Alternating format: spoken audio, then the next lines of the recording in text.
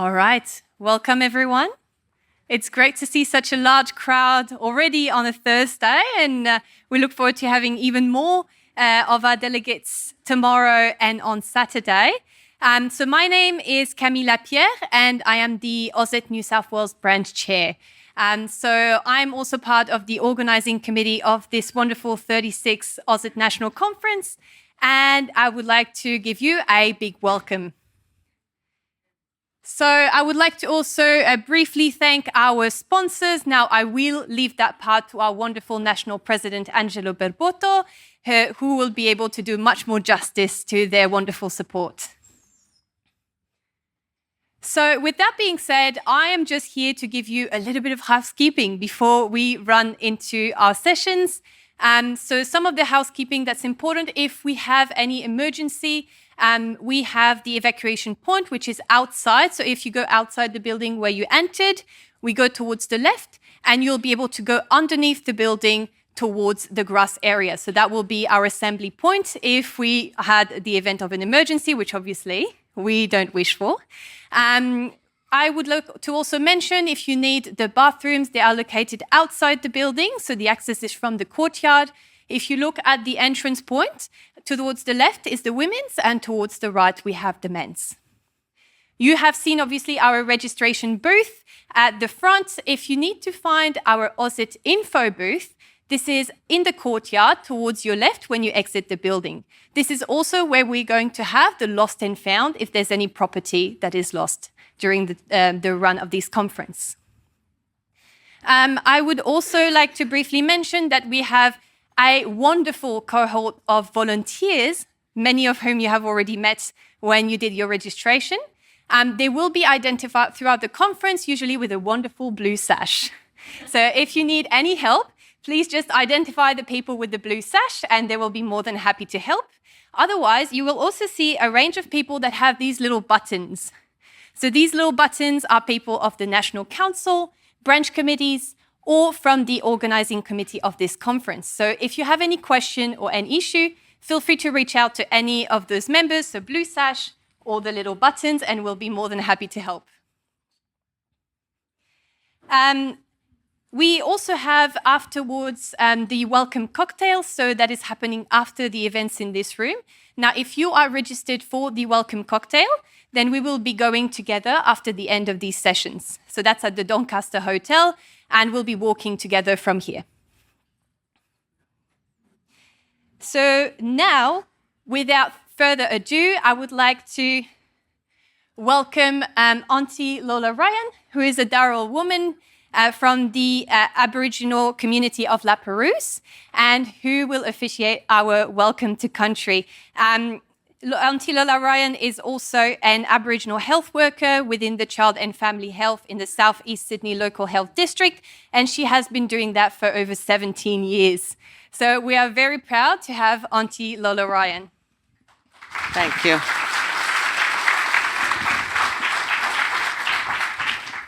Thank you.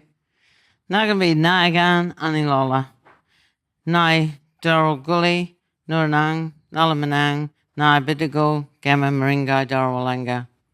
Welcome, my name is Aunty Lola. I'm a Darawal elder, and I acknowledge that we are gathered on the land of the Bidigo, and I introduce myself in our Darawal language. Many of our Aboriginal people are bringing back their languages, the ones that were lost. And it's very exciting because it's coming into schools and preschools and daycare centres, and my grandchildren are going to learn our language that I never knew. I'm only trying to learn it now, but at my age, it's hard to keep in your brain. The brain's not as good as when you were, like 20 years old or something. So I would like to pay my respects to elders past, present and emerging, and extend that respect to all of you present here today. It's a pleasure to welcome you all to UNSW for the 36th AUSIT National Conference 2023. Our welcome to country was traditionally performed through song, dance and music to welcome other tribes to our land, as there are over 300 different language groups in Aboriginal Australia. Today we welcome you in a contemporary way, and I hope that you respect the land, our culture and our traditions. We also like to thank our ancestors for caring for our land, our oceans and our waterways, and as they only took what they needed to survive. That way, no families went hungry. Our people walked the land from the Sydney Harbour to the Shoalhaven region. People that are not familiar with that, the Shoalhaven region is about 2 hours by car, so it took them many days and nights to walk there. And they did that seasonally to sustain the wildlife and the vegetation. That is how we have survived for over 65,000 years. And we live in such a beautiful country. So sharing our cultural knowledge and traditions with the wider community also enhances that Australia has a strong Aboriginal history. On behalf of my ancestors and my community, I wish you all a very warm welcome. And we are spiritual people. We believe our ancestors walk with us. So may their spirits be with you, keep you safe wherever you may travel to or from. Budjeri Nandawabi, that means thank you. Have a great evening. Thank you.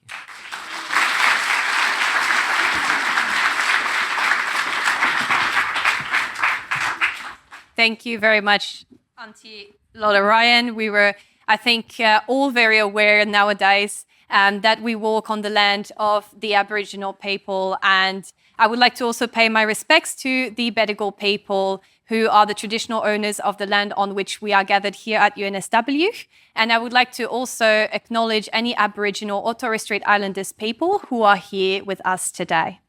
Now, I will give the floor to the Master of Ceremony for today, which is our wonderful 19th National President of AUSIT, Angelo Barbotto.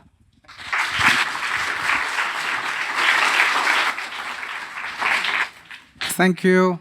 Welcome. Budjeri Gamarua. I hope I'm saying it in a way that can be understood. So today, I want to say thank you to Aunty Lola Ryan for your welcome to country. I want to welcome you all here on behalf of AUSIT, representatives of government, representative of our sponsors, university authorities, Isabel Pov Pencole, President of the New Zealand Society of Translators and Interpreters, practitioners coming from the four corners of Australia and from New Zealand and other locations abroad, colleagues, ladies and gentlemen. My name is Angelo Barbotto, and yes, I am number 19. That tells you the longevity of this association. And I think it is important to reflect on our history.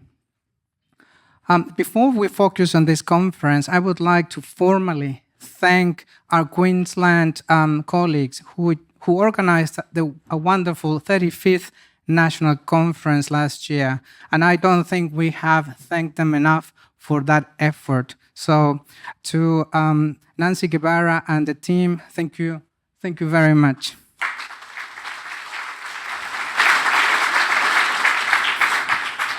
This conference that we start today could not have been possible without the generous support of the State of New South Wales. The State of New South Wales is represented by two agencies, Ruby sponsor Multicultural New South Wales and Emerald sponsor New South Wales Health. The support that we have received has also come from sponsors, Platinum sponsors NAATI and the Translating and Interpreting Service that turns 50 years of existence. I think we may have been born around the same time. We are grateful for the use of these amazing facilities to our venue sponsor, the University of New South Wales, who has kindly put to our disposal these facilities for these 3 days. Gold sponsors Congress Rental and Connecting Now. Thank you for your support, as well as silver sponsors Language Loop and the Australian Signals Directorate. Last but not least, our bronze sponsors NextPD, Training, Ethnolink, Lexigo, the Load Agency, Health Translations, and the University of Queensland. Thank you all for your generous contribution. Practitioners, remember these logos because these organizations and businesses show that they care for us. They're supporting us here today. AUSIT is 36 years old.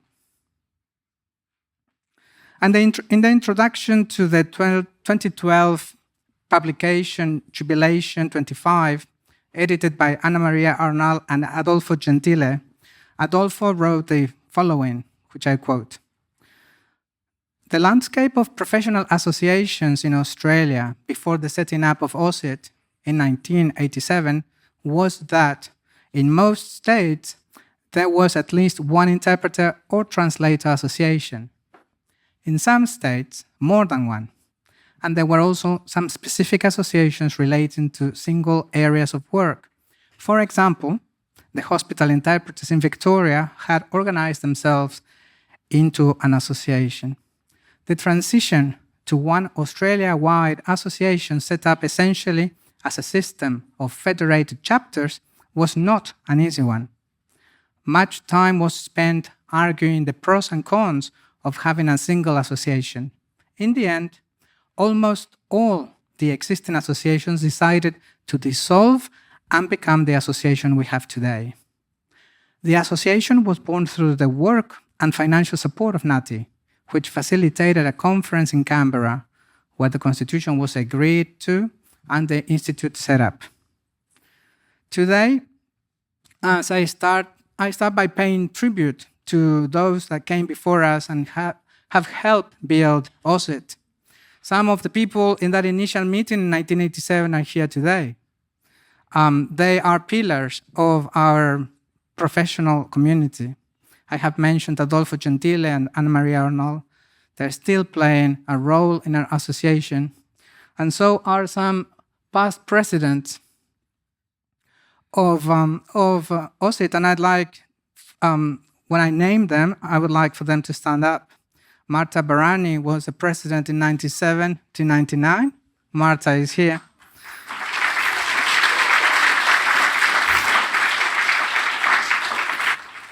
Evelyn Pierre was a president 2003 to 2005, and I think I saw you there, Evelyn.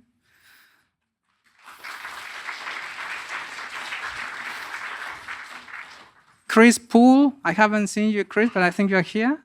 Chris Poole, the president from 2005 to 2006. Sam Berner, 2009 to 10. Sam, if she's not here yet, she is on her way. Anna Maria Arnal, 2011 to 14. Professor Sandra Hale, 2014 to 2017.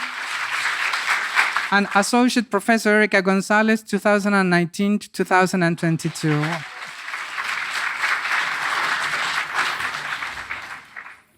Thank you all. Thank you all of you.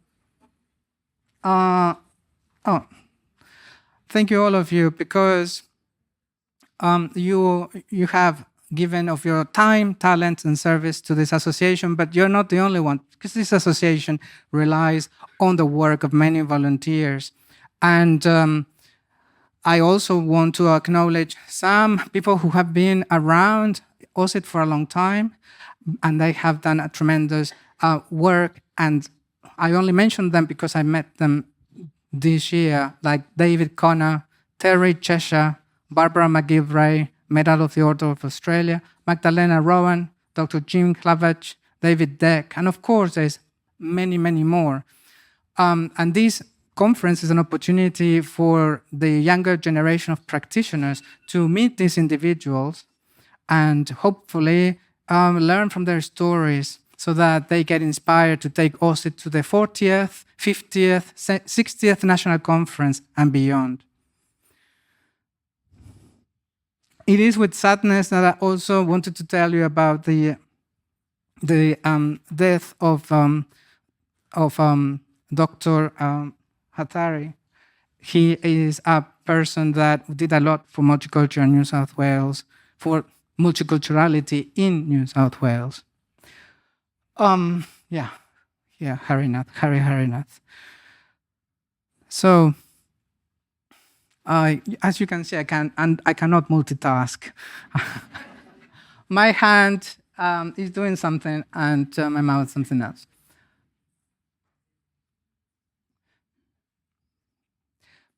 But as I was saying, the work, this association doesn't rest on the work of the president.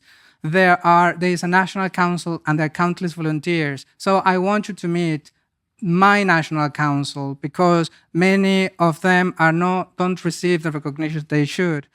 And as I name you, member of National Council, please stand up. Saeed Khosravi, Vice President, Ethics and Professional Conduct, Professional Practice. Vesna Svietchanin, Vice President, Communications and Public Relations. Amy Wang, Vice President, Events and Professional Development. Erica Gonzalez, immediate past president. Dave Deck, ACT branch chair. Camille Lapierre, New South Wales branch chair. Karina Mackenzie, Queensland branch chair. Joe Van Dalen, South Australia and Northern Territory branch chair. Iko Zhang, Tasmania branch chair. Karine Bachelier, Victoria branch chair. Catherine Famata, Western Australia branch chair. You came with your fan club. Miranda Lai and Han Shu, National Secretary and National Treasurer, were unable to be here with us today. Please talk to the members of the National Council. They have a beautiful button, and they are the only ones who have it. Introduce yourselves. They're eager to meet, especially those of you for whom this is your first conference. The work of AUSIT is also carried out by members who have contracts of service with AUSIT. So I want to acknowledge the National PD Coordinator, Epperly Zhang. Where are you, Epperly? National Education Coordinator, Rebecca Paredes Nieto. Helen Sturgis, editor of In Touch magazine. So I have spent a bit of time talking about and introducing practitioners to you because the Australian Institute of Interpreters and Translators is all about practitioners. So this 36th AUSIT National Conference has practitioners at its core to develop, to debate, to grow. And that's why we are focusing on interpreting in healthcare settings, because that's an area where many practitioners work. We have a wonderful keynote and roundtable on this topic. However, it is with regret that I have to tell you that when I approached the New South Wales Nurses and Midwives Associations and the Royal Australian College of GPs, my invitation didn't translate into any representatives coming to this conference. AUSIT believes that quality of interpreting is a joint responsibility. It involves all stakeholders, not only practitioners. So we will keep on insisting for those representatives of those professions to also come and meet us and learn from us so that we can grow together for the benefit of consumers who need health services and interpreting services. As many as you are aware, quality of interpreting in courts and tribunals is a topic rather close to my heart, because as a lawyer, I have worked in courts and proceedings where interpreters were needed and were not treated as professionals. That type of job, interpreting in courts and tribunals, is not an easy job. Oh, see what I tell you?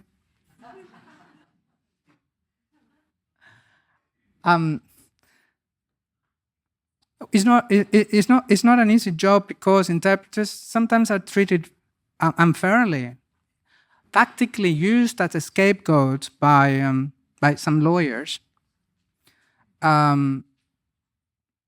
This year, AUSIT invested a lot of resources in going to different places around Australia to talk to the law societies of New South Wales, Queensland, South Australia, Tasmania, Western Australia, and the Law Institute of Victoria.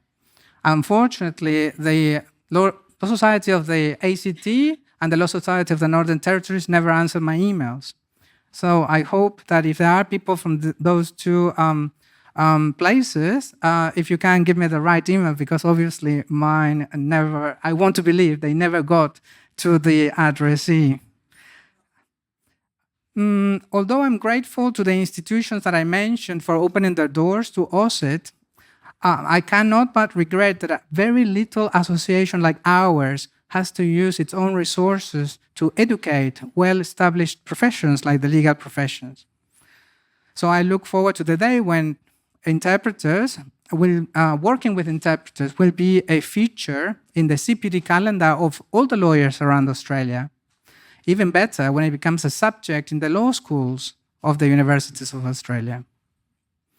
The keynote for the topic of working with interpreters in courts and tribunals is the Honourable Justice Kuntz of the Supreme Court of New South Wales.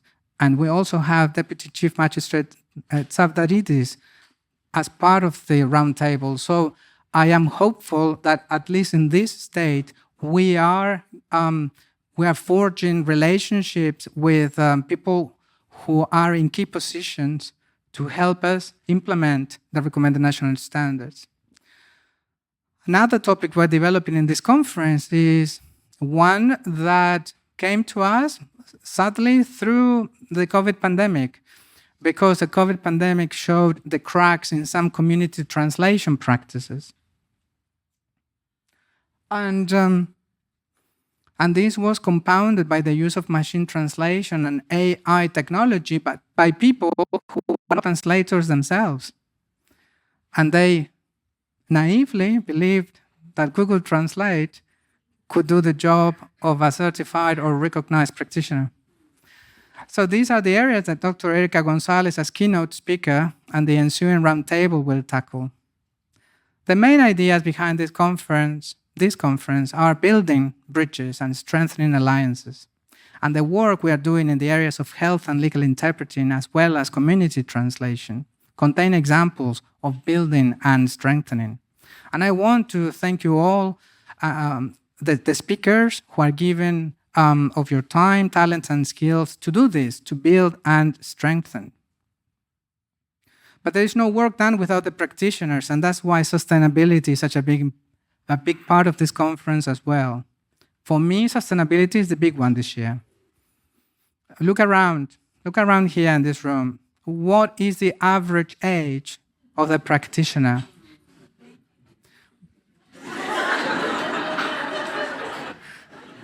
It is,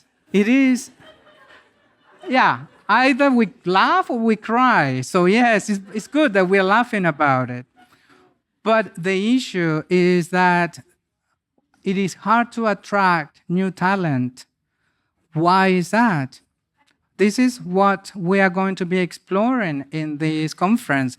I want answers, I want changes, because we have touched rock bottom. We can't go any lower. So this is the time to pick up again, and I want to see results. And I want you to ask a question in this conference, those people who may have an answer for this. And I am glad to see government representatives here, because governments are the largest buyers of interpreter and translating services in Australia. And at the moment, I am hopeful because I see things moving, apparently in the right direction, but I think everybody here will agree with me that we don't want to hear words anymore, we want action.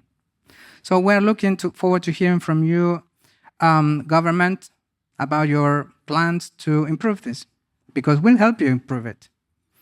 without further ado, I wish to declare this conference open, and I invite you all to reflect on what you hear, question, debate, and exchange in a spirit of respect. And now I would like to invite Professor Colin Grant, Dean Global of the University of New South Wales, to come and say some words. Thank you.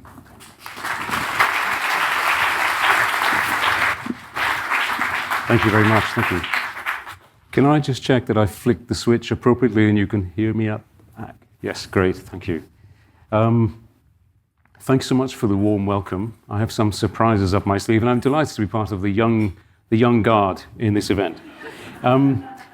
My question, as I was listening to those wonderful remarks, such eloquence, is how do I do justice to this event as Deputy Vice-Chancellor Global for UNSW? Aunty Lola Ryan, Professor Hill, Professor Stern, President Berboto, Bunjari Gamarua, Masol Khair, Erev Tov. I also wish to acknowledge and pay my respects to the Bidjigal people, the custodians of knowledge, of waterways, and of the land on which this event is taking place. I acknowledge elders past and present and extend that respect to Aboriginal and Torres Strait Islanders and all people who are here today. UNSW is a very special place, a crossroads, a meeting place of learning, and we are privileged to study and learn and work here, where Aboriginal and Torres Strait Islander people have exchanged knowledge in local languages for tens of thousands of years. It's my very, very real pleasure to welcome you all to UNSW as venue sponsor for this, the 36th National AUSIT Conference. Many of our alumni, as you've heard, students and staff are involved with AUSIT, and it's a special privilege to host your conference here in Sydney. It feels a little like having good friends over for a good meal and excellent conversation. And credit to you for creating that spirit. As many of you know all too well, our postgraduate translation and interpreting programs are highly regarded in Australia and indeed around the world, and that's why the partnership between AUSIT and UNSW is so natural. We're very proud to be an educational affiliate of AUSIT. In fact, I understand that you were your very first educational affiliate, now of 8 years standing. Very much a badge of honor for us. Our world is a pretty troubled place, and it needs you more and more. The work you do connects people. Your work gives people a voice, and I'll return to the question of voice later in my brief remarks. It breaks down barriers. It enables conversation, consideration. It crosses borders and anchors the act of charity that is listening, receiving, and being available for dialogue. There is so much impact in your work. We've heard about healthcare settings, legal settings, tribunal settings, and our commitment as a university to social impact, which dates back to our founding years in the late 1940s, is exactly why we are so committed to our friendship with AUSIT and why we value our translation and interpreting programs so highly. And in this world of global connections and global complexity and uncertainty, human, technological, and everything else, your skills are, as I mentioned, needed more and more. I'm tempted to invoke the words of a great philosopher who's close to my heart and my work, who once said, "In the beginning was the Word, and the Word was encounter." I'm delighted to be speaking at this encounter and on this bridge. Allow me to end with a personal story. This is a surprise I had up my sleeve. And this is a personal story straight from the Garden of Forking Paths. I'd like to invoke the name of Henry Price. Might be known to one or two of you. Henry Price was born in Germany in 1918. As a young man, following the horror of Kristallnacht, he found himself interned in Buchenwald. Henry was deported in 1939 and settled in Scotland. He concluded his secondary certificates in French and German and started professional life as a teacher. Henry eventually became a university professor and in 1970 set up the Department of Modern Languages with an undergraduate degree in interpreting and translating at Heriot-Watt University, Edinburgh, Scotland. Edinburgh is my hometown. As a pupil in a Scottish secondary school in the early 1980s, I found myself given the opportunity to play cricket, fast, furiously, and really badly. Hockey, just badly. And in soccer, I was a winger, so stayed out of trouble. I also had the opportunity, when I was being a bit more serious, to study ancient Greek and Latin and modern languages, inspired by incredibly generous teachers. I recall reading Ignatius Siloni's Vino e Pane, Brecht's Der gute Mensch von Setsuan, Sartre's Huis clos, as we said at the time, in the original. But despite my passion for literature, I decided I wanted to attend the best in the UK, the most innovative program in modern languages. Yes, you've guessed it, the undergraduate degree in interpreting and translating at Heriot-Watt University. That was my first degree. But so I'm really, really thrilled to be here today. So I really get it, and I get your appeal and the call for action. It's superb, it really is. But I'm going to let you down, because there was another fork in the path. In a simultaneous class in 1985, good God, we were asked to interpret a speech by an East German writer by the name of Jurek Becker. Jurek Becker was the author of a very famous novel, Jakob der Lügner, Jacob the Liar, and he was personally hosted by Henry Price. The speech was about writers in East and West Germany. I was completely spellbound by the interplay, the tensions between literary language and political discourse. And so started my journey, which led to a PhD on literary communication as a form of political protest behind the Iron Curtain. So I started to move away, started drifting away. I had spent time in Leipzig at the School of Interpreting there, and in Nantes in France, similarly working on that. And my PhD was on the transition from literary communication as a form of socialist consensus to post-socialist rupture. And I interviewed theorists and writers behind the Iron Curtain into 1990. And I still translate literature to this day when I have time, which I don't. I'm coming to the end, but I will pay homage also to someone from your home country, because I must. As the Berlin Wall opened, tellingly as a result of misspeaking by party boss Schabowski, I eventually moved on to theories of the self, hence the reference to listening, the act of charity, dialogue, intersubjectivity. That's where I am at home, without ever drifting too far away, actually, from those early insights that I gained as a student of interpreting and translating. I call it the multi-voiced texture of the world. And the multi-voicedness, the concept, is an act of homage to Michael Bachtin, the great Michael Bachtin of the dialogical imagination. That multi-voicedness of our worlds, our relationships and everyday selves, our negotiations of meaning and social codes and power. I think that this event celebrates just that. De jure rigueur, je vous remercie. Herzlichen Dank. Thank you.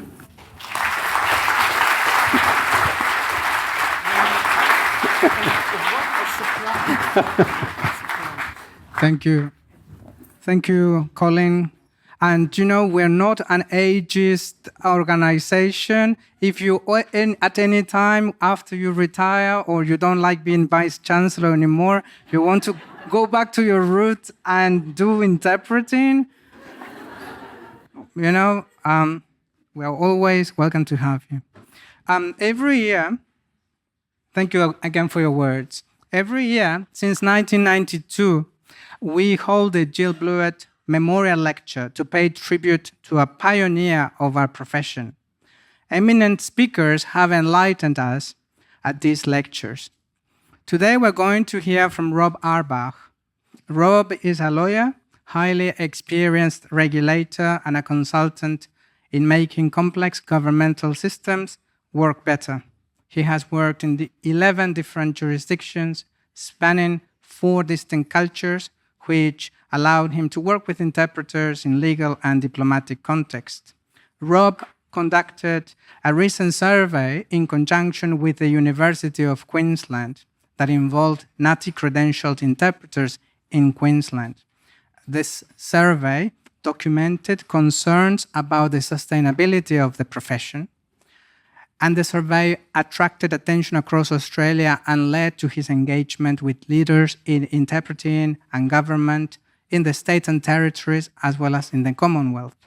Rob also wrote the submission for AUSIT and ISLIA to the recent Commonwealth Home Affairs Department Multicultural Review. So, ladies and gentlemen, let's welcome Rob Auerbach to deliver the speech.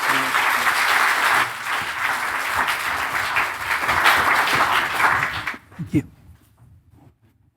Okay, could we get, and we're coming. Ladies and gentlemen, thank you so much for the honor of having me appear before you today and the honor of speaking to you. When I thought about Jill Blewett, when I looked at her history, the thing that struck me most was the overwhelming value she placed on giving the gift of communication. And in that spirit, I'm here today to talk about the future of interpreting in Australia. Now, you're going to hear me talk about interpreting solely. Okay, that's because that's what I've studied.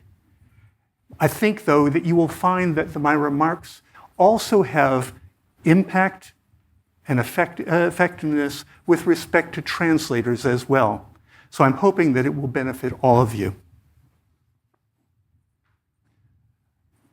One of the things that I did when I was living in America, and I lived there for the first 50 some odd years of my life, was I spent about 20 years working with the Navajo people. The Navajo people are America's largest indigenous population. And I didn't learn a lot of Navajo. It's a very difficult language for English speakers. But I did learn some words, and one of them was ya'ate.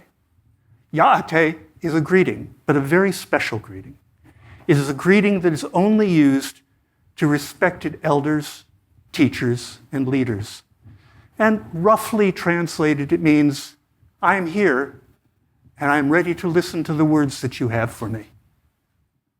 So to the Bedegal people, the traditional owners of the land on which we meet, to all Aboriginal and Torres Strait Islander people with us here today, to all of the elders of each of those peoples, and your honored elders past, present, and future, and to each and every one of you who give so much in the spirit of Jill Blewett to help make communication possible for those with low and no English, I say, ya'ate. How the heck did I get here? I'm not an interpreter. As Angelo mentioned, I've worked with interpreters in legal and diplomatic contexts, but I'm not good with languages, to be perfectly honest. I'm a lawyer, but I learned early on in my legal career that my real skill was being able to look at complex social systems that weren't working very well and find ways to improve them that worked, that made things better. And it's in that spirit that I come here today. I've been doing that kind of work since 1987. And it's the best and highest work that I've ever done. And in those years, I've learned a few things that hopefully will be of value to you. The other thing is that I'm really a curious guy. I just don't like having my mind, kind of inactive. I always wanted to be doing something, and so when COVID came along, I raised my hand and I said, all right, what the heck, I'm going to go take a master's in psychology. I had an undergraduate degree in psychology, so I think I'll go back and take a master's. It'll keep my mind active. Fair enough. One of the things that happened then was that there were placements in the program that I was in. One of the placements paired me up with AUSIT and ASLEA. And Danny, are you here today? Danielle Ferndale was my first, from AUSIT, was my first contact. And she very, very quickly put me in the very capable hands of an advisory group consisting of Karina. Patricia, are you here today? Okay. Jim Duncan. The four of those folks who helped me so much became the place where I started to learn about your problems, about your profession, and about what could possibly be done to help it out. So we started out doing a survey, and the survey struck me in a lot of ways, but the first thing that struck me was the extreme dedication and belief and seriousness with which you take on your role. I've never seen numbers like that in any other profession. And if you look in the psychological literature, numbers that show survey results about professional identification that are that high are incredibly unusual. You guys are a very, very dedicated bunch. But you are also a very, very stressed group. 82% of interpreters in Queensland indicated that many of their economic needs were not being satisfied by their interpreting career. That's horrifying. And worse yet, was this, which was a little bit deeper dive into the statistics. It looked at age groupings, or actually experience groupings in the profession, and matched them up to some of the critical issues. And what we found was that 72% of interpreters with 5 to 20 years of experience were looking to change jobs. Now, I know they just said they were, but in the psychological literature, in the literature of social psychology, there is a very strong correspondence between people who will tell you on a survey that they intend to leave their job and those people actually leaving. It's a very closely mapped phenomenon, so much so that generally intent to leave is regarded as being a good proxy for leaving behavior. Worse, nearly 82% of respondents said that interpreters with 2 to 10 years of experience agreed or strongly agreed with the statement, if I could do it all over again, I would not choose to work in this line of work or profession. As a group, this disillusionment is shocking. And the juxtaposition between the dedication that you have on the one hand and the disillusionment on the other is something that needs to be addressed. I don't know whether you'll all be able to read this. We had also some open-ended questions in the survey, and they gave me a huge education with respect to some of the real feelings and fears and concerns that interpreters have. Some of it's about pay. Some of it's about respect. Some of it's about simply leaving the job because there's no way to make a living. And some of it's about comparing yourselves to other professions that have less responsibility, have less educational requirements, have less training requirements, and yet get valued by society if you can take the pay that you get as a valuing by society, and they get valued less. So from these kinds of things, I began to learn. This isn't a new story. I know that. I know that this has been discussed for years and years and lots of reports, and this is just a few of them. And you're going to hear today about another, I think it's today, about another one that's very, very important, where Deloitte has done a study for the Department of Home Affairs with respect to the economic impact of what they call suboptimal interpreting on the economy of Australia. And the numbers, by the way, are huge. This isn't a news story, but it's not a story that can continue. Because if you think about it, if the middle range of experience is leaving, and by the way, I know those are just Queensland numbers, but every jurisdiction reports the same phenomenon, anecdotally and through the surveys that have been done subsequently. Every jurisdiction is looking at these same kinds of trends. And if the middle of experience level is leaving the profession, and the more experienced, the older group, the folks with higher color like mine, if they're leaving because they're retiring, who does that leave to mentor and train the people coming in? We have legitimately a crisis in sustainability. And this is a complex problem. You know, if you looked at those remarks that I had up a couple minutes ago, a lot of interpreters blame the language service providers as being the cause of their trouble. Okay? And it's sort of understandable that they might have that focus because that's the people who they see on a day-to-day basis. But it is not a correct and complete perception. It's certainly inadequate to understand the situation because you have two things going on at the same time. You have government that seeks to lower its costs by going to the lowest bidder, and you have language service providers who have a high volume but very low profit industry who are trying legitimately to make some profit to stay in business. That's fine.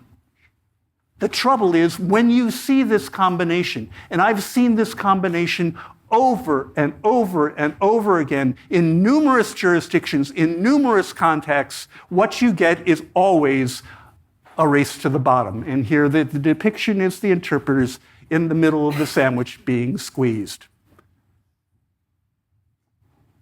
Now, these are caricatures. I'm not trying to suggest that all governments are taking the wrong road and not taking this seriously.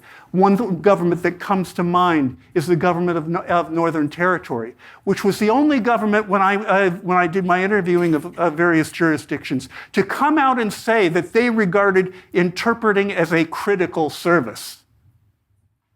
I'm going to come back to those words several times. So not everybody is a tick, flick, and forget, but too many are. Both at various levels in government, whether it be the highest levels of policy or the lower levels of implementation of policy. And not every LSP does terrible things. I've met some wonderful LSP providers and representatives, some people who really cared about what they were doing. But some of them, because of the need to make profits, will be tempted to cut corners and provide people who are not qualified instead of people who are. And the possibility of profit at the expense of quality and the possibility of tick, flick, and forget are both problems, and you cannot solve one without solving the other. You can't. Let's just say you put every LSP under a sort of very strict kind of regulation that might be counterproductive. Chris Poole will be talking on Saturday about his views about that, and I urge you to come to see his presentation. Let's suppose we put in a draconian restriction on LSPs to make them all do exactly the same thing. Would it fix the problem? Heck no. Because you'd still have the local hospital administrator looking to cut costs and choosing the service that would provide the lowest cost no matter what. You'd still have the specter of a state which will go unnamed, which actually believes that telephone interpreting in the courts is a good idea.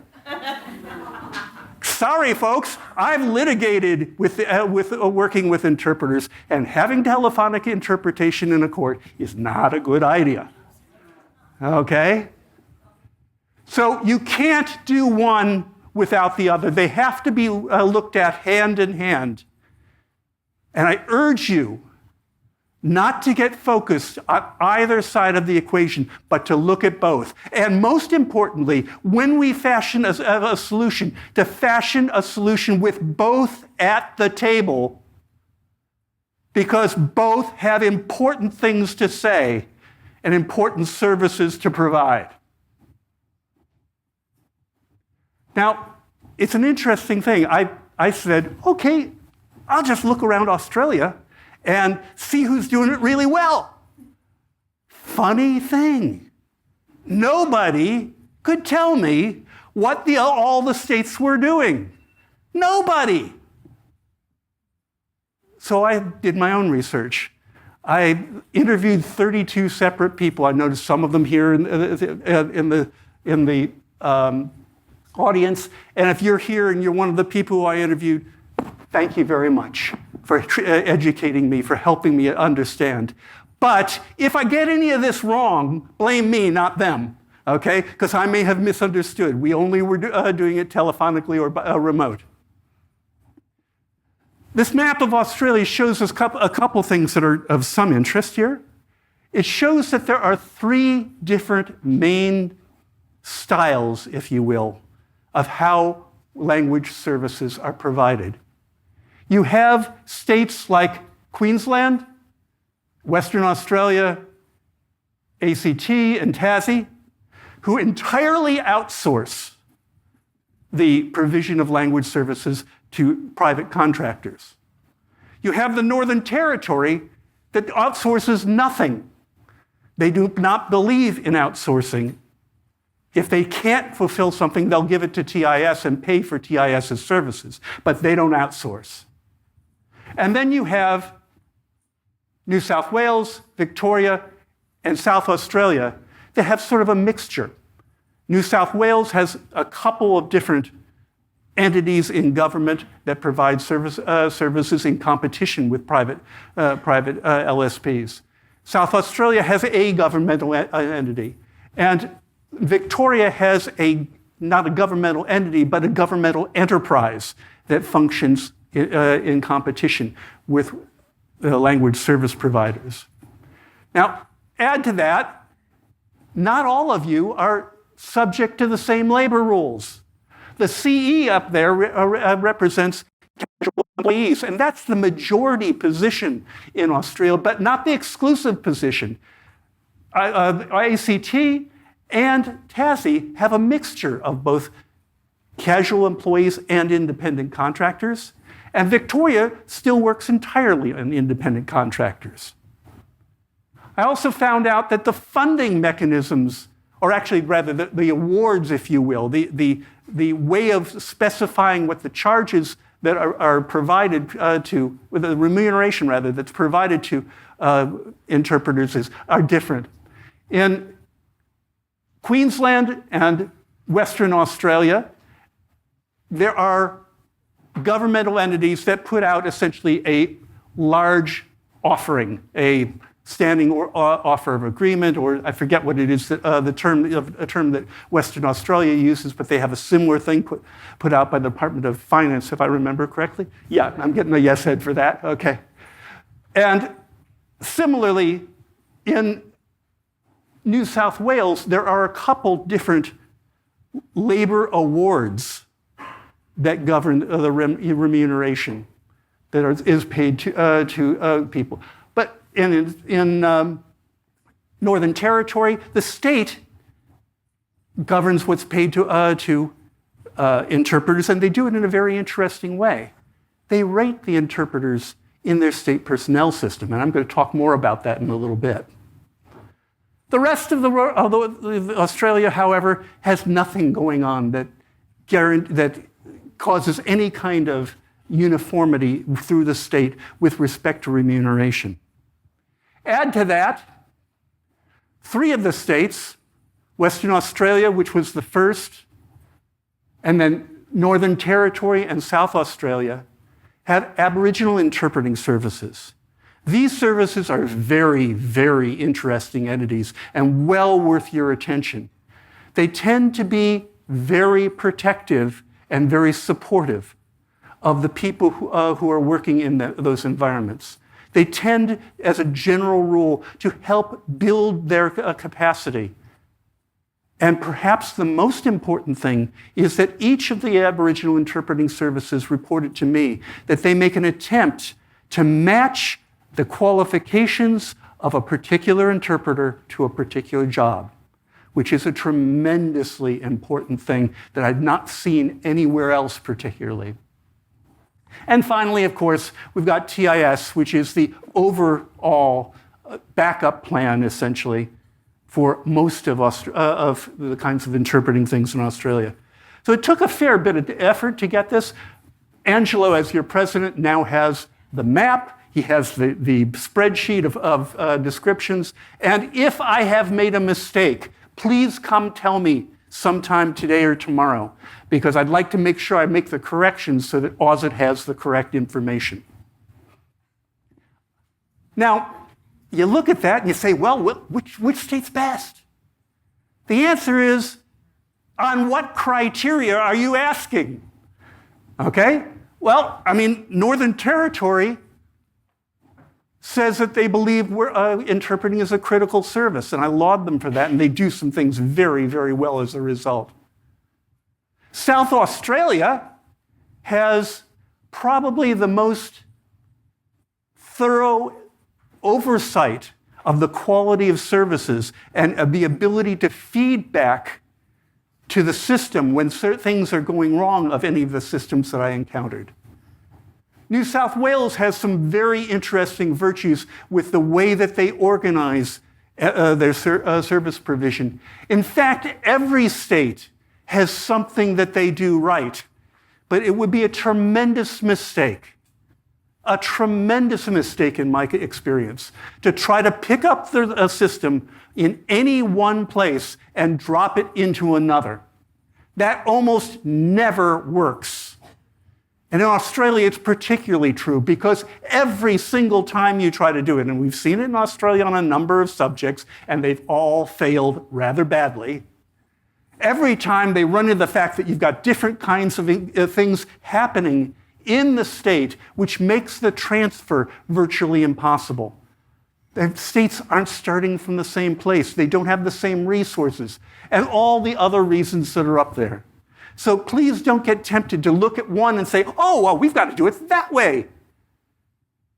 Consider how you might make the good features of another state your own, perhaps, but make it your own. And I'll talk about that in just a minute or two. So what would getting this right look like if we can't just look at a model that we've got and pick it up and put it down in another place and think that we're going to have success? Well, from a systems point of view, you've got to do something in terms of splitting up the topic so it's appropriate changes at appropriate levels of the social organization. There would be some things that need to be done more or less the same across all jurisdictions. Not everything, though. I think that it would be ridiculous to put all the jurisdictions under one system. Could you imagine NT or Tassie trying to do the same things that New South Wales can? In AUSIT's recent survey, NT had a very small, less than 1% of the interpreting resources. And New South Wales has 34% of the resources in the entire country. Can't ask one to do it the other way. It just won't work. And there are other similar kinds of reasons why only some things need to be done at the federal level. There are some things that need to be responded to on a state level. You can't allow for variation within the state and still think that you're going to undo this race to the bottom that we have that's costing us the sustainability of your profession. And then there are things that are important. They're important to you guys. They're important to getting quality services, but they don't have to all be done the same. They can be points of differentiation where LSPs and governmental entities that are providing interpreting services can compete with one another and attract the best talent and provide a better service and build their businesses in that regard. But they all contribute to the needs of the entire community. I've been a consultant for a long time, and one of the things I've told you is I'm not going to tell you how to do anything, all right? I'm here to do one thing. I'm here to share my experience about options that are available to you. Every option that I'm going to present today is one that I have seen work, one that I have seen in a very seriously complex social circumstance to be effective in achieving the kinds of ends that you're trying to achieve. Doesn't mean that it'll work for you. Doesn't mean you have to adopt them. They're simply options. Many of them you have already talked about or heard about. Some of them probably not. So hopefully I'll be able to add some value to the debate by giving you some options that have not been discussed previously. First, the federal. The first thing I want to say is that feds have to take it seriously that interpreting is a critical service. Now, thank you. The moment I say that, I want to acknowledge that the new team that's been formed in the last year or so at Home Affairs is doing wonderful work, and they are really trying to get it right, okay? They should be supported and applauded for what they've achieved so far, and there's more to come from them. And if this is an indication that government is beginning to take things seriously, fine, let's encourage that and build on it, because it's not enough all by itself. Why do I say it's not enough? Okay, you look at the Australian Bureau of Statistics Census Review. Of the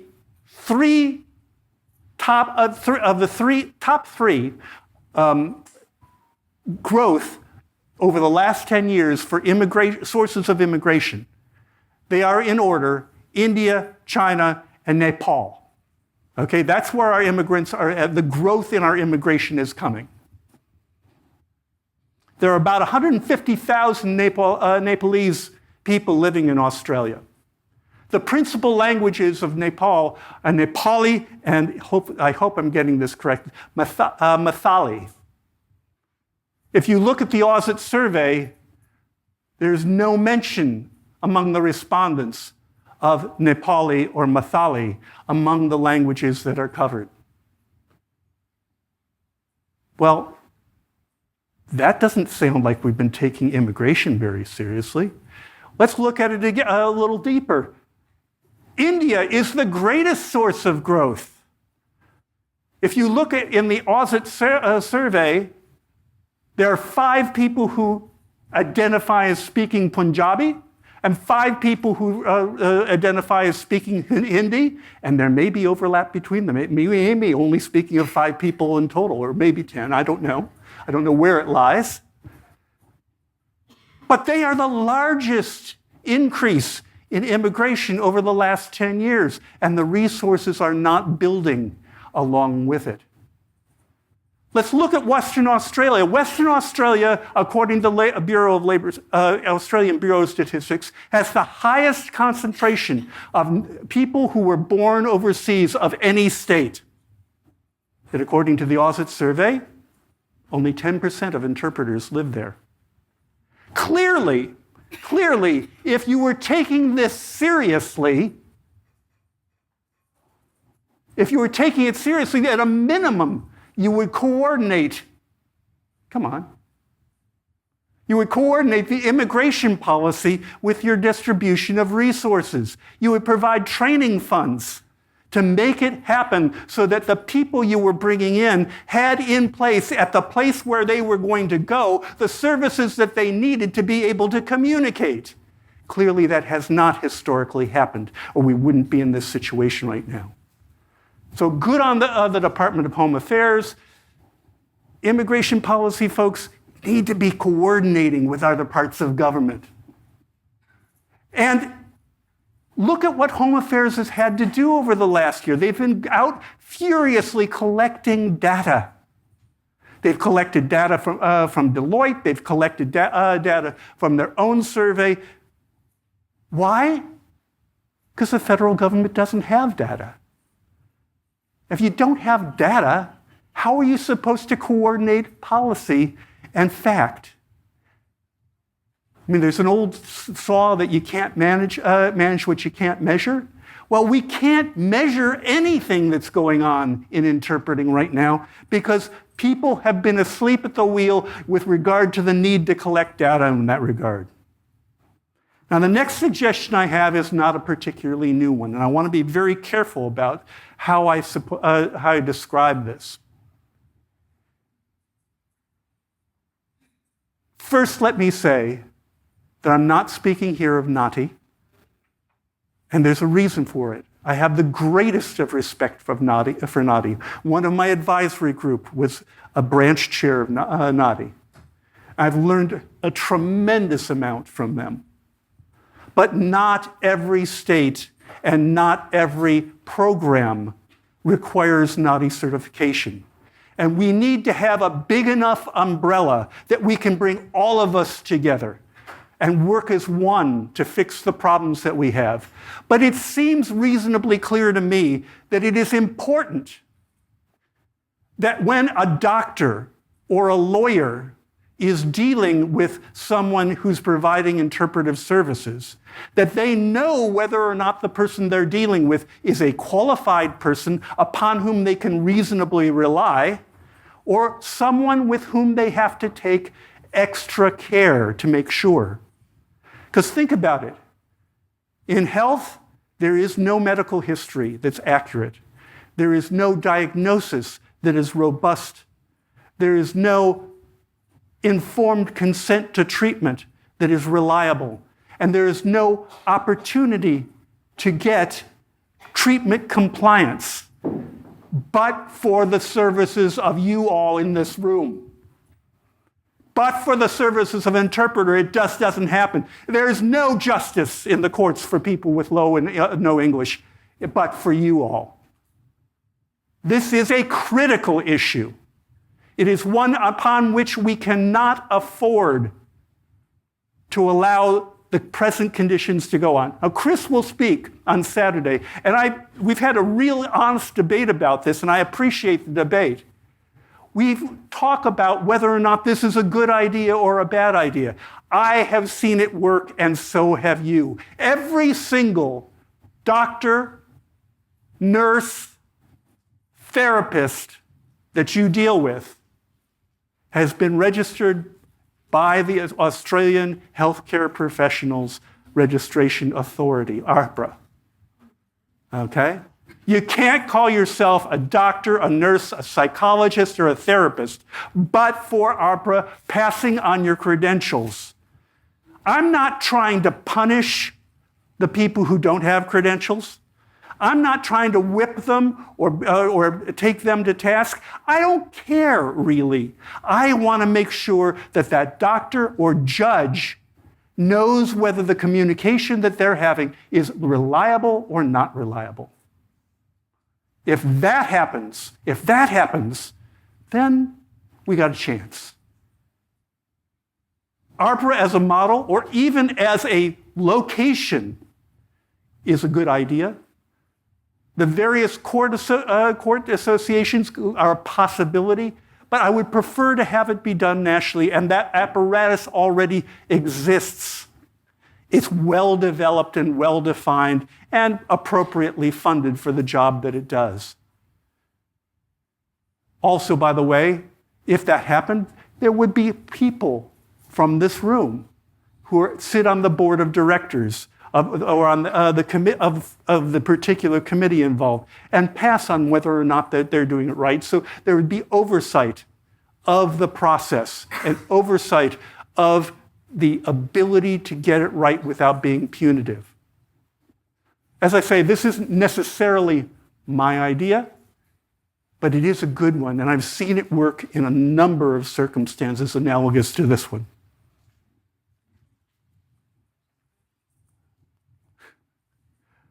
The last one is one that I'm almost certain you all haven't heard about. In 1986, the United States Congress, when it was still functional, the United States Congress, realizing that there was a national problem with regard to the investigation and intervention into child abuse, passed a thing called the Children's Justice and Assistance Act of 1986. And what it did was it provided a chunk of money to the states to help improve their child abuse intervention systems. And it was a substantial chunk of money. But there was a condition. The condition was that each state had to appoint a multidisciplinary task force. And now why I say multidisciplinary task force, I mean we had 17 members that covered every possible stakeholder in the child abuse area. People sometimes who thought of themselves as natural enemies, prosecutors and defense attorneys, judges in the mental health profession, all sorts of people, but not people who you would naturally expect to agree on anything. I was fortunate enough to chair the task force for the state of New Mexico, and we worked very hard. We worked very hard to come to a consensus where every single member of the task force had a full veto of every word of a 73-page report and a 10-item legislative package. And it worked a treat. At the end of 18 months, the entire mechanism for investigating and intervening in child abuse in the state of New Mexico changed. The legislative package had no difficulty at all. All the stakeholders supported it, so the legislature had nothing to do except say, yeah, we're on board, because we showed them how it plugged the holes in the system as we saw them. That worked as a system, and it's very, very powerful because that group hung together and became a consultation group for the implementation of this system, for other kinds of child abuse issues that weren't anticipated, that came up later. It became a continuing entity for a number of years. And that can be done at your level as well. That can be done for you at the state level, but the feds have got to be the ones to put out the money to incentivize it. Okay? They've got to be the ones to say, this is an important issue that we want the states to deal with. And Western Australia will not deal with it as Tassie will or Queensland will. That's fine. But you will deal with it, and you will come up with a solution that is appropriate to your environment and circumstances. And that will be good. That will help. And that will because it has all the stakeholders at the table. Everybody. That will be something that forges agreements that people can live with. Let's talk about the state. That's, by the way, for those who don't know, that's the Queensland Parliament House. I just picked it just because I'm from Queensland right now. Whoops, let me hang on a second. We've got to have the states prioritize interpreting services as a critical or essential service. We've got to have that, and they aren't doing that. I already talked about the state that's using telephone interpreting, presumably because it's at a ridiculously cheaper rate. No logic in that. I'll come back to that. We've already talked about the fact that there is no kind of way that the state uses the resources that they already have in place on the one hand, or uses any kind of restraint on local operators to prevent this race from the bottom. There are states that are trying to deal with it. I'll come back to that in a little while because there are rays of hope here. And the states generally, even though they're not necessarily where they need to be, they are generally trying to do a good job. And by the way, I don't know if there's a representative from NT here, but if there is, I suggest that you might talk to them, not about what they do there, because I don't know that it would work in your place, but about the attitude that they have in government towards interpreting services. The states already have a beautiful, well-tested, equitable, proven system for judging the remuneration of work and judging it on a consistent system from job to job to job. In that system, the states take into account the responsibility that you have, the education and training that you have, the skills that you've developed, your knowledge, training, and and also all those systems give a bonus for casual work. Why? Because you aren't getting the same entitlements that a person who's working in a full or part-time position. So the doctor at Queensland Health gets paid for a senior emergency room physician about $193,000 a year. Okay? Now, by the way, as proof that states aren't taking it seriously, how much sense does it make to have somebody who's making $193,000 a year and funneling everything that they hear and everything that they say through somebody who's struggling to make $200 a day? Okay? It just doesn't make any sense. And that is evidence that the states are not taking this seriously generally. But they can. They've got this system. Queensland has gone through the exercise of rating under their system. They know what it would come out with. They have that done. It's not hard. A qualified HR person can do that work in about a day's worth of time. Okay? It's a well-oiled machine for rating jobs. And why wouldn't you use it for you? Think about it. What does it mean to be a critical service? What it means to be a critical service is that you're doing something critical, or that what you do is preparatory or a funnel through which the people who do critical services do their work. Right now in Australia, the Bureau of Statistics tells us that 29.5% of residents, and there's more than just residents here, we haven't even talked about the people who are on temporary visas, but more than 29% of residents of Australia were born elsewhere. In many of those instances, those people will have low or no English. We have to take that seriously, much, much more seriously than we have.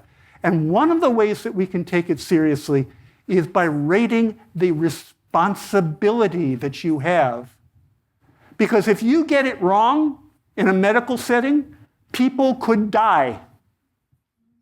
If you get it wrong in a legal setting, people could lose their freedom or their rights.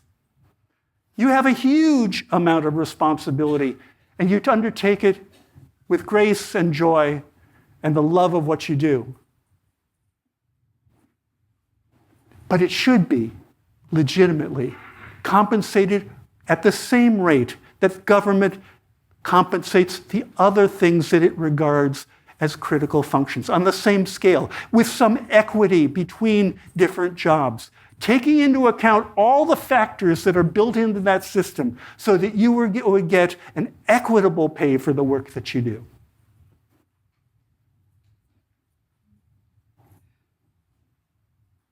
All right, this is going to be a little controversial. I have a lot of good things to say about LSPs. Okay, I've met people who were running LSPs who were doing a fabulous job, who were really doing enviable work. And I've met some other people. And I've heard some stories about some people. Okay. When government regards something as being a critical service, what do? Police, in-house. Fire, in-house. Health, in-house. Courts, in-house. Social services, in-house. Most of the time, if it's a critical service, you keep it in-house. That's what NT's chosen to do. But it doesn't have to be that way, because there are other examples. Who? Public utilities. Public utilities provide us with power and communication, and they are a critical service, but they're not one that government takes on because of the expense of owning all the infrastructure involved. So it's held as a regulated industry because it's a critical service. Now, how do you regulate an industry like public utilities? Well, the most common method that's used in the world is by guaranteeing the utility a profit. You can't have people invest and do the work if there's no profit in it. If it's a private company, they're not there for their health. They're not here like I am as a volunteer. Okay? They're in it for business. And they are given a guaranteed profit. How is that profit established? Every year they get audited for their expenses, their costs, what they get in return for it, their income. And they're kept within a range of profit that ensures that they can still have some incentive to stay in business, but also ensures that the motivation to try to earn a little bit extra is taken off the table. So I want to suggest to you that we could look at LSPs as an industry that could be profitably, for both them and us, regulated, but done so in a model of other critical industries, not with a hammer, but in a cooperative spirit, understanding their importance. And while we're doing that, let's consider getting some data from them. It's hard to regulate somebody if you don't know what's going on. Let's consider having a place to which people can complain and get investigation. When I surveyed Queensland interpreters, and I believe that it's the same around the country, they didn't have a clue of where to go or how to get a complaint heard without fear of retribution. Not a clue. The overwhelming numbers. The only state that really, really stands out in this regard is South Australia, that have multiple levels of feedback and oversight. But other than that, in that place, there's no place for complaints to go. There's no place to discipline somebody who isn't doing the right thing. There's no place to judge who would or would not be qualified to tender. Okay? We're still going to have a private system. We're still going to have tenders. We ought to have qualifications for tender. And finally, well, not finally, although these two, I'm going to put them both up because they really ought to be taken together. Okay? And Chris Poole will tell you why on Saturday why they ought to be taken together. Okay? Well, we've had a wonderful debate. Look, right now, under Briggs versus George, a New South Wales case, it established the principle, not the actuality of the award, but it established the principle that if, because of poor interpreting services, informed consent for a procedure is compromised, and if that procedure goes dreadfully wrong, then it is the people who did the procedure without informed consent that are liable. Okay? That's the current status of the law in Australia. Okay. Who doesn't have any skin in that game? Sorry if you don't understand the expression. It's who doesn't have a stake in the outcome of that? Well, the person who's, in most instances, choosing the interpreter to put on the job, the LSP, has no liability exposure whatsoever. Doesn't have to be that way. You could very easily create legislation to share that liability on certain circumstances. You could very easily put it into contracts to have a partial or total hold harmless agreement that keeps liability exposure in place. Now, that would create some chilling effect on putting unqualified people on the job. But, as Chris has pointed out, there are some unintended consequences of, hey, look, I respect what you said, man. What he said is that would have some unintended consequences, and he's right. Because you can't do that in a vacuum, because you will get unintended consequences. Because then, what's to keep the hospital administrators and the other state officials from doing the wrong thing if they've passed the liability exposure on to somebody else? Well, let's look to the existing work health and safety regulations in Australia. Under work health and safety regulations, the administrators of the job, the CEO and so on and so forth, and the board of directors individually have risk if a company conducts their business in a way that is harmful to their employees. They have personal exposure to those kinds of risks. Some of them are insurable, many of them are not insurable.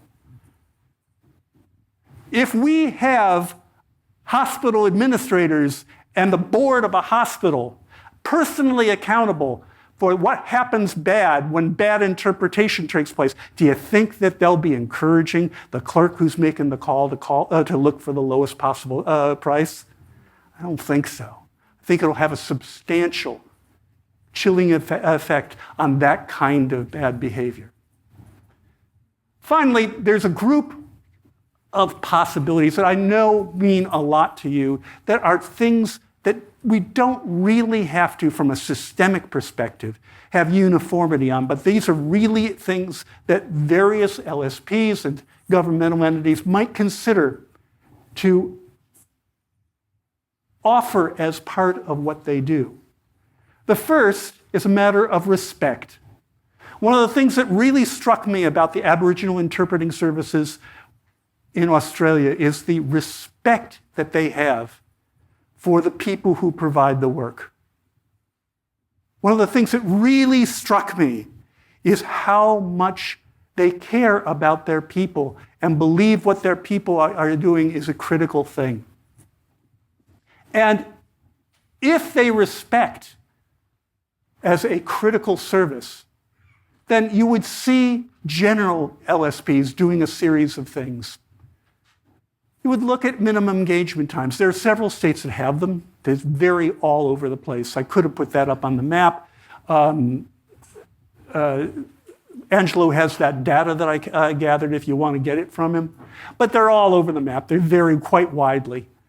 And you could talk about the elimination of the absolutely illogical differential between face-to-face interpreting and telephonic interpreting. Common sense, even I would know, and I'm not an interpreter, common sense would just tell you that if you take away body language and context, it's going to be harder to get interpreting right. Okay? So it's harder, not easier to do telephonic, so why do you pay it, a quarter as much? Less? It doesn't make any sense whatsoever. Every interpreter here knows that when you're prepared for an interpreting job, you do better work. You must have the opportunity to gain some familiarity with the situation you're walking into to provide high-quality services. Why wouldn't you have that paid work? Why would that not be paid work? Sometimes it's incorporated in minimum engagement times. But come on, that's a blunt instrument and oftentimes fails. Similarly, we got to get rid of the front-end loading of the first hour.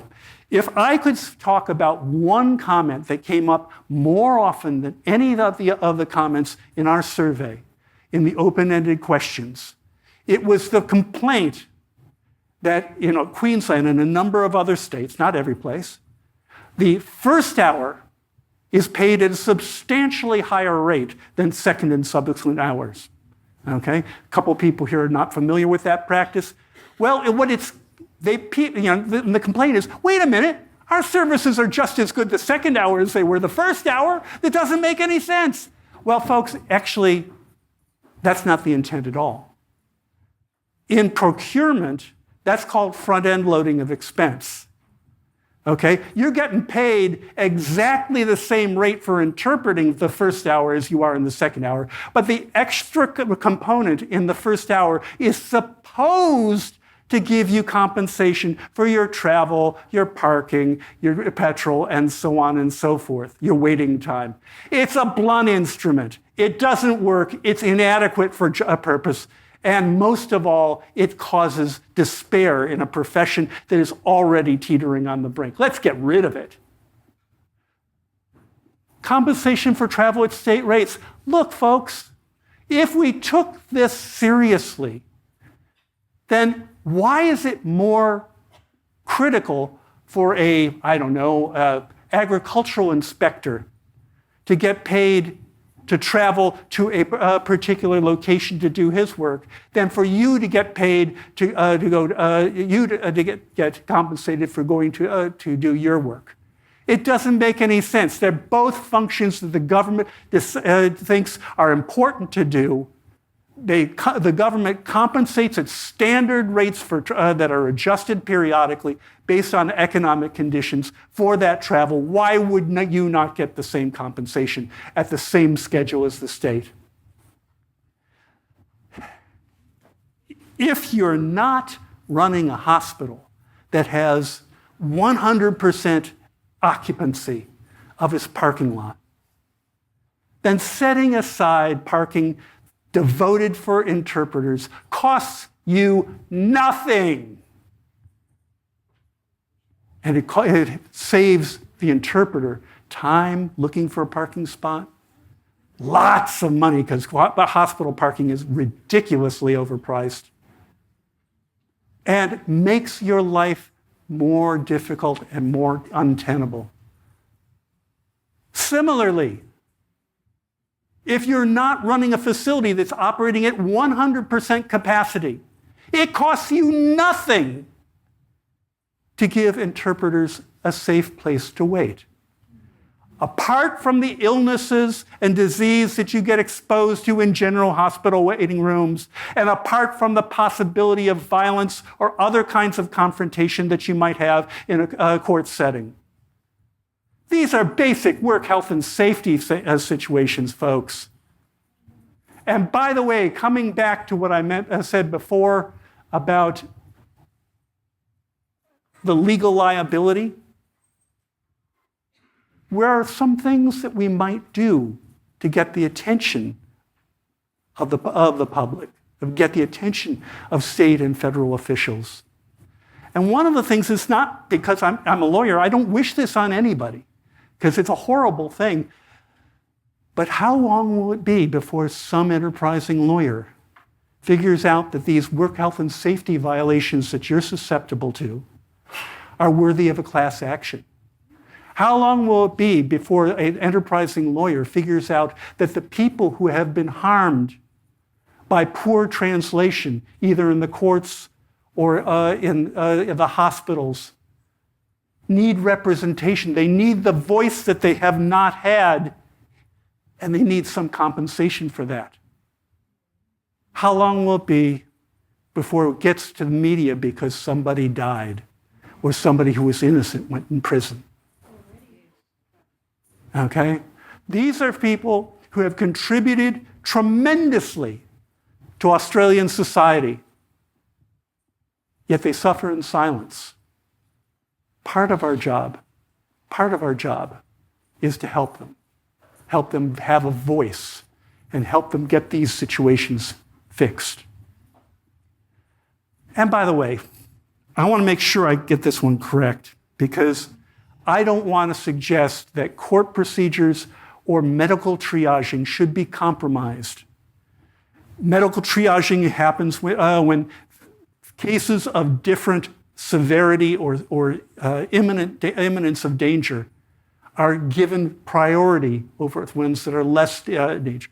That stays. Nothing changes that. But when you have multiple cases at the same priority level, why would you not let the case with the interpreter go first? Okay? Why would you make the interpreter sit and wait and not be able to go on to the next job? Why would you not set up your system so as to have interpreters given a preference with triaging and the needs of the protocols of justice taken into account? So these are all kind of a big ask. These are all things that you kind of sit there and wonder how you're going to get them around. Well, I hope it doesn't take somebody dying. I hope it doesn't take an expose on 60 Minutes or a 7:30 report to get attention to this. although I'm not sure I would find that to be an unwelcome event.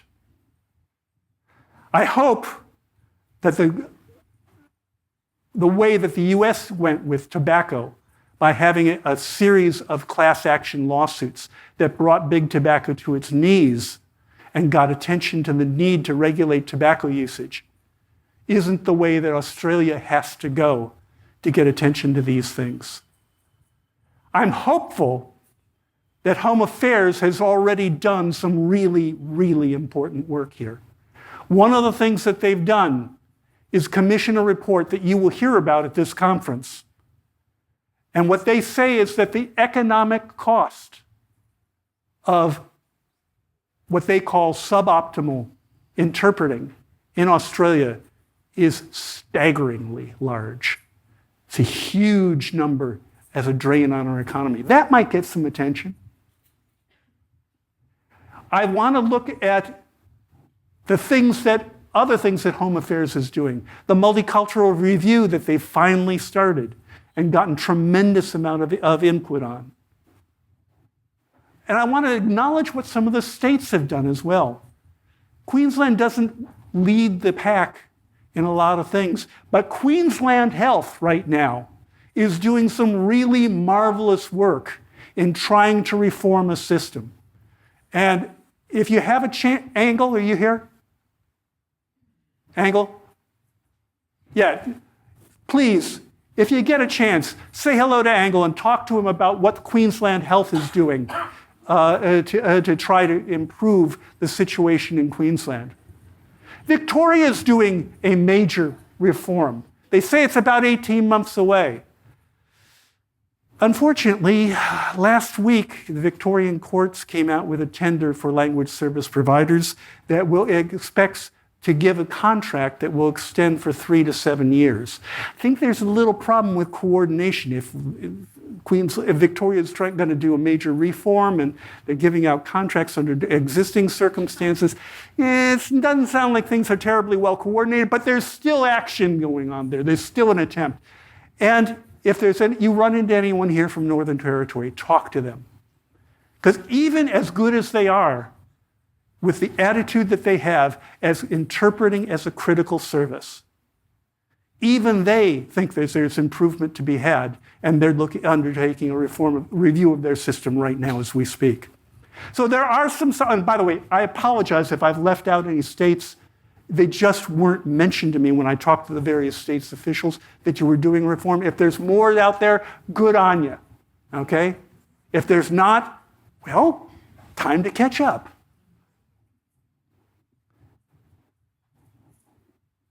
And each of you have a voice. Each of you have the voice to talk to your members of parliament. Each of you have a voice to talk as you need to people outside the profession. A multidisciplinary task force to discuss this issue would include doctors, it would include nurses, but they aren't included here. Not because we didn't ask.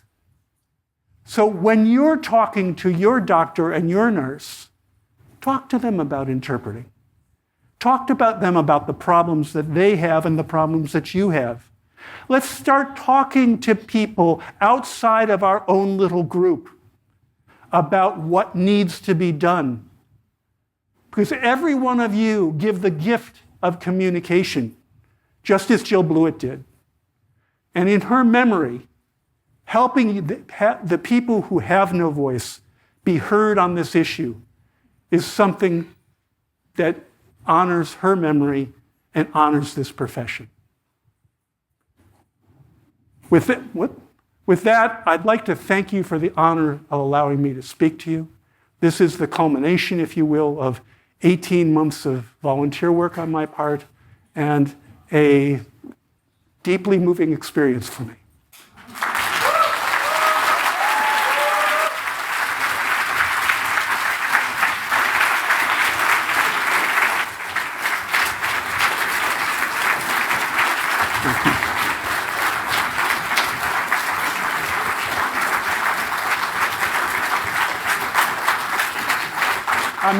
I'm not sure of how much time I have left to not impinge on the rest of the program, but if there is time, I'll be happy to take questions. If we don't have time now, There is time. I will be here.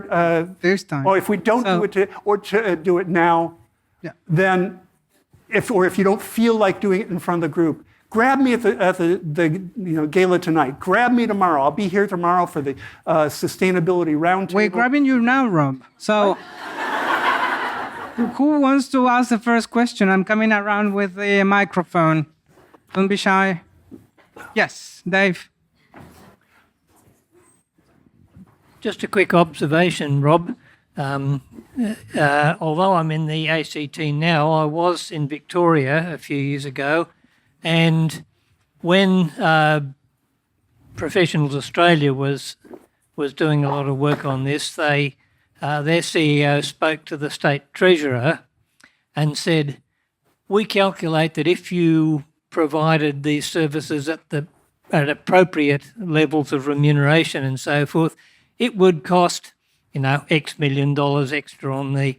And the response of the State Treasurer was, "Is that all?"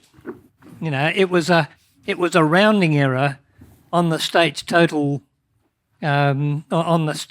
budget. And just sort of wanted to throw that observation. Not a question so much as an observation. But let me make an observation back. And by the way, thank you for your help in formulating the information about the jurisdictions. Look, the report from Deloitte has not been formally released. And until Home Affairs has decided that that's appropriate, it would be inappropriate to quote a lot about it. But I understand that there will be a discussion of it. From what I have heard, I believe that the numbers that Deloitte has calculated would be well in excess, not only of the amount of time, and that's the number that quantifies the economic loss for having suboptimal interpreting, would be not only in excess of what would be needed to make the system right, but it's actually more than the entire cost of the system that's currently being spent.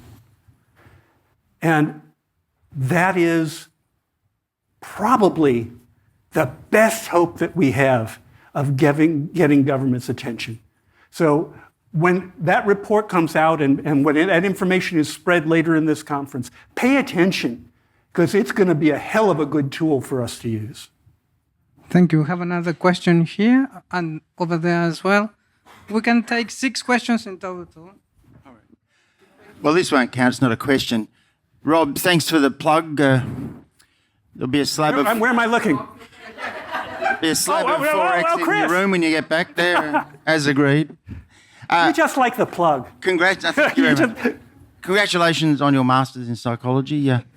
Not there yet, but you will be. Yeah. I also put that pandemic time to good use. I became an anarchist. I'm just voicing my concern that I don't believe governments really want to solve problems. They want to perpetuate them. And I'm very wary of saying to everyone, look to the state for solutions, because it just delays the day you learn to stand on your own 2 feet. But anyway, that's the sort of discussion that we're going to fuel with the cocktails later, I think. So. Fair enough. But look, let me make a comment in support of what Chris just said.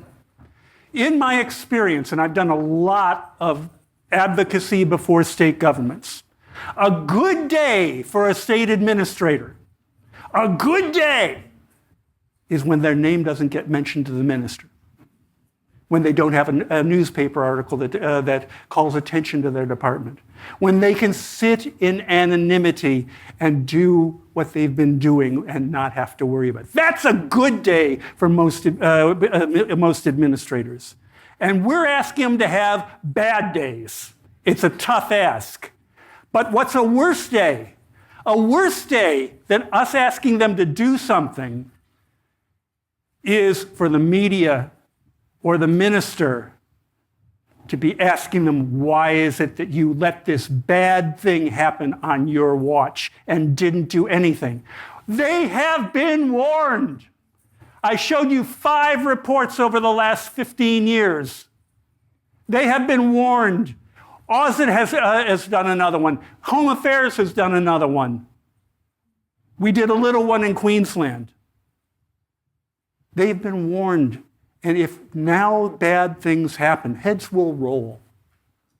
I don't want bad things to happen. I would prefer to see it, that we manage to get their attention in softer, kinder, less violent ways.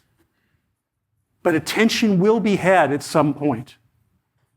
And we need to just be prepared and have the dialogue in place and the sense of what we want to see happen in place when the inevitable fecal matter hits the propeller.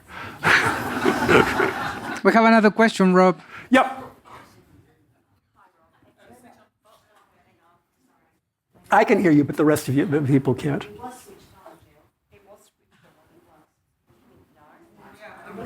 I'm coming to the rescue.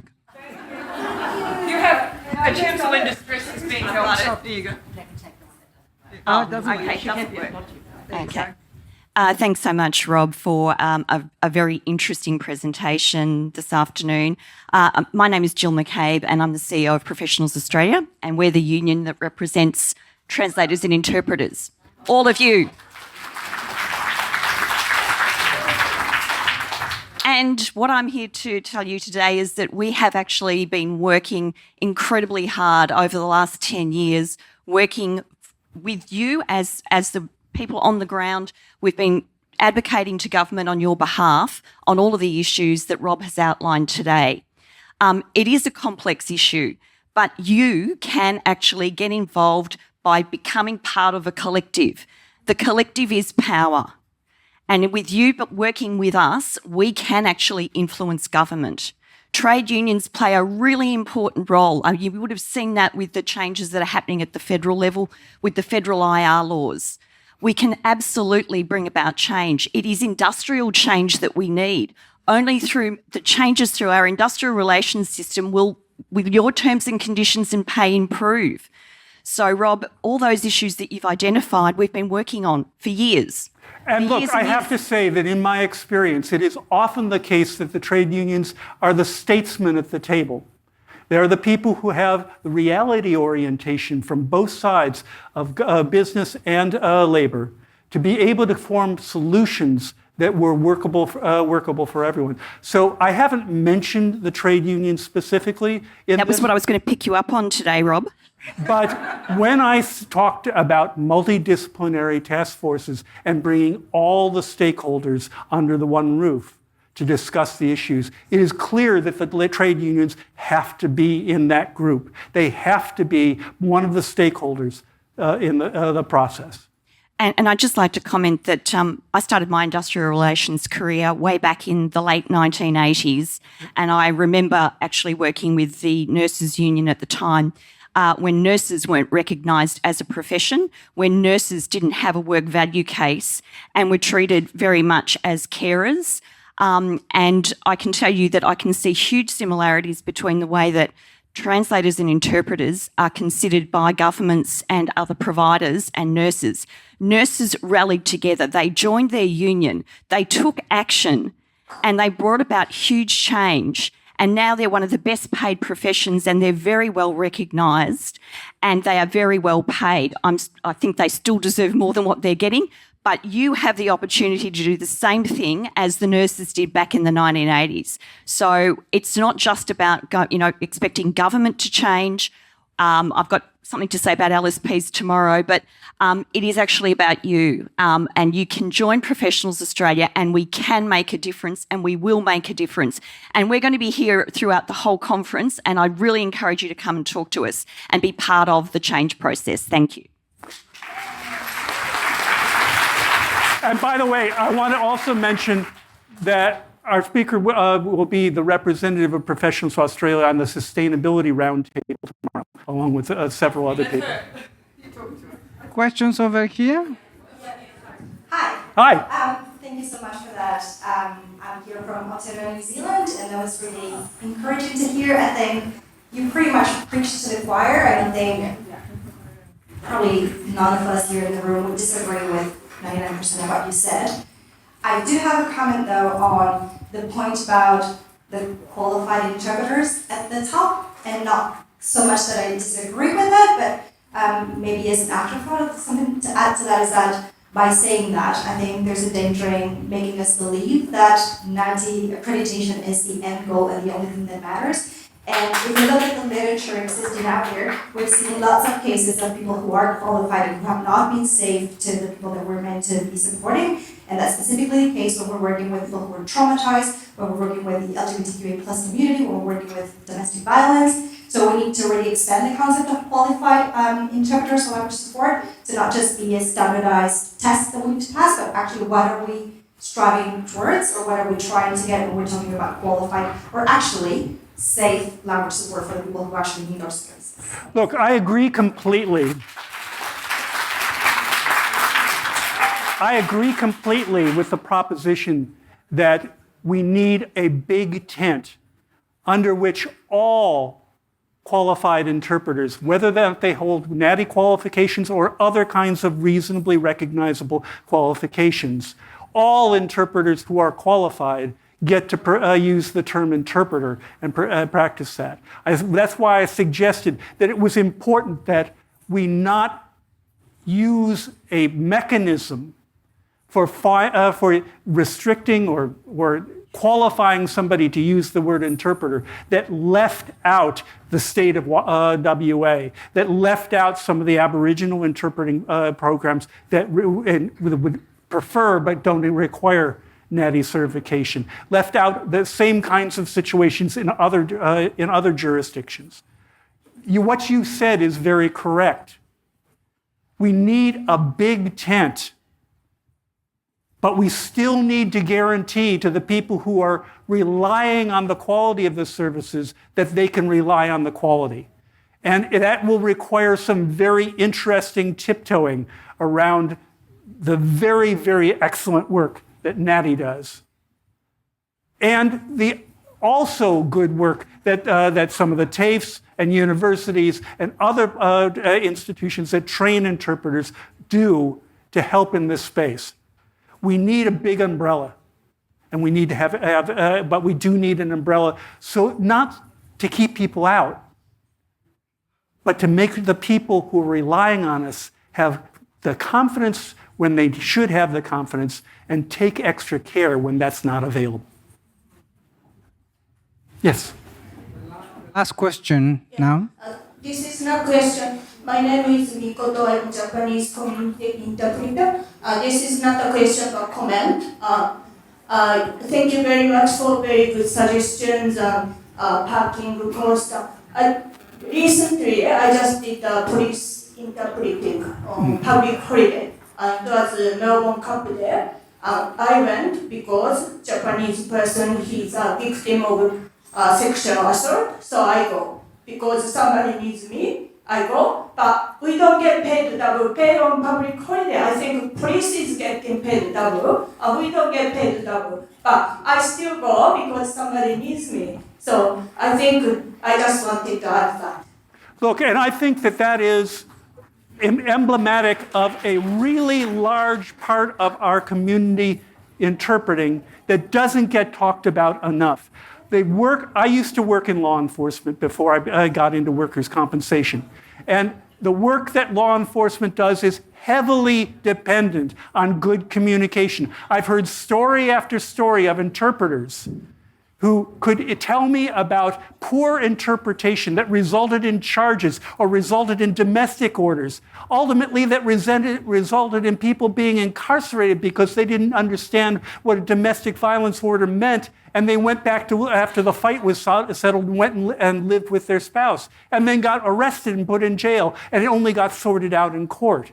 So community interpreting for the police, community interpreting for general practitioners, community interpreting in a number of settings is hugely important, and I do not want us to ignore it in the context of just focusing on health and courts. As important as they are, so is community interpreting.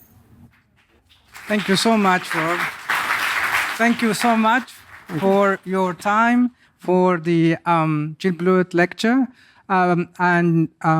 Rob is going to be here tomorrow, so I guess you're going to be busy responding to questions of people individually as well. But look forward to listening to you also at the Sustainability Forum. Thank you so much. Thank you.